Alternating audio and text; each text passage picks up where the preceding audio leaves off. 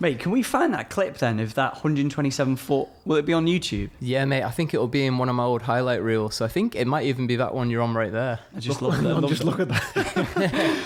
Ben Orton broken face, Ben Orton accident. Yeah, mate. Oh my God. That was... So if I type in Bren Orton,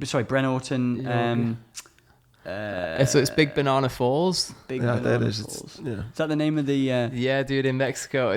It's funny because one of my mates is German, ran it with me, and he was like, dude, I'm going to get this tattooed on me. I was like, mate, I don't think you want the words big banana anywhere on your body. Should I click that one? Yeah. Yeah, I think that's someone else's video of it, but yeah, the some of the commentary on these videos is hilarious. Hello. A British man survived after falling 128 feet from a waterfall. Did you fall? I prefer the word fly, but yeah. Bren Orton is an extreme kayaker. He set out to break records by descending down Big Banana Falls. Mate, look at that. Look at that. Yeah, fucking just keep that. That should be the little thing the photo we put.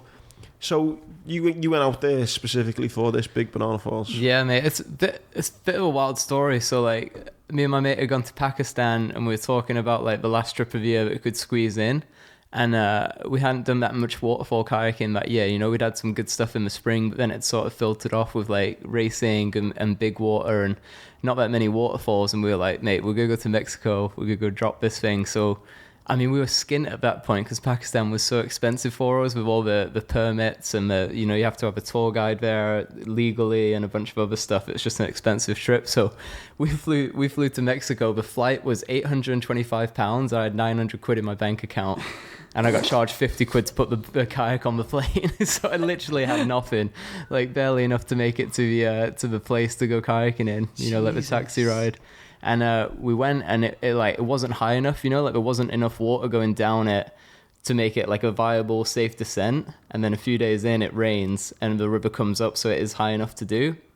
And then it was like game on. But this waterfall in particular, a lot of them are freakishly easy to get to. There's normally bridges or there's tourist paths or all sorts of things that are easy to get to. This one comes out of a canyon in the Mexican jungle, so you got to abseil down to it. I'd never been abseiling before. With the kayak? With the kayak, yeah. Oh my God. And I think that's God's way of saying you probably shouldn't come up here to do this, Yeah, it was so you abseil down and then you rock up with it. And like, do you so on that clip there, so there's obviously the entrance there. So before you even go up to the like, can you like walk along there to like, or you just go fuck it, let's have it. So the only way down there and back up is the only way down there is by rope. The only way out of there is by kayak, really. And we were staying at this hostel and we met this American kid called Walker. And he was properly sound, but he was like, oh yeah, I climb. I'll show you guys how it's dead easy.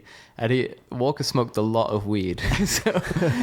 so like, which normally it doesn't bother me at all, each to their own, whatever you want to do, it's none of my business, I don't care. But, when someone's clipping you into a rope at the top of a 128-foot waterfall, it's like, yeah, man, just lean back. And I was like, Walker, am I all good here? Like, am I clipped in? He's like, yeah, man, just lean back, trust the rope. And I'm like, one last check, Walker. And he's like, yeah, man. Oh, wait a minute. And he reclips his carabiner. I was like, oh my God.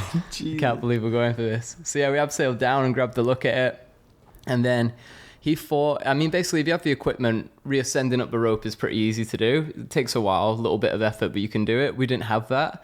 And Walker thought that he jerry-rigged some climbing ropes and we'd be able to do it. And I went down first and I went like past this like no return point on the rope to get a better look at it, and then trying to climb back up, it wasn't working with this ascending stuff, so I ended up just like free climbing up the rope to the top. But it was wild, mate. It was rowdy. You know when you get up there, what happens if you get up, you're in your kayak, you look over and you go, actually, you know what, I'm not doing that. Is that you've got to go now, or? I mean, in that situation, yeah, I think it'd take at least a day to get someone out of there, maybe 2 days to get the kayak out there as well. Just, you need a big crew because, the friction on the ropes from the overhang on the cliff alone, you'd have to do some really clever rope work to get someone out of that spot. But, like big waterfalls like that are so consequential, like you fuck it up, at the very least, it's going to be a few weeks off kayaking, if not, paralyzed or worse. So, you know, by the time you hit that go point, for myself, there's never a time where once I've said I'm going to do something, I change my mind at the last second, you know, like consider everything. And if it feels good, you feel like you're going to do it, then, you know, you say yes, and then you just don't back out from there.